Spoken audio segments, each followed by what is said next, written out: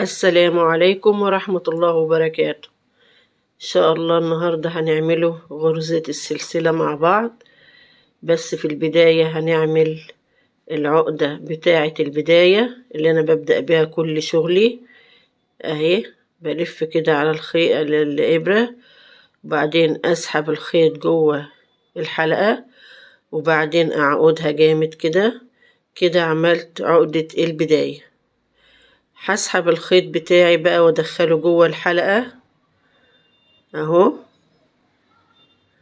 كده، عملت سلسلة.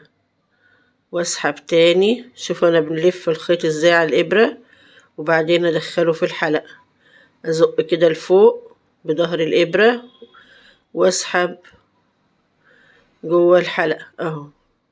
اخلي الابرة تلف على الخيط، تزق كده وبعدين تلف على الخيط وتسحبه جوه الحلقة. هي دي غرزة السلسلة، دي البداية بتاعتي بتاعة الكروشيه، سواء هنشتغل كوفية او هنشتغل بلوفر او طاقية او شال او اي حاجة. هي دي غرزة السلسلة، هي غرزة البداية. بالنسبة للباترون بقى، الباترون بيبقى ليها علامة. لو انت عايزة تقري الباترون، العلامة بتاعتها بتبقى عبارة عن دايرة صغيرة، حلقة كده هوت مقفولة، او نقطة صغيرة كده تقيلة اهي.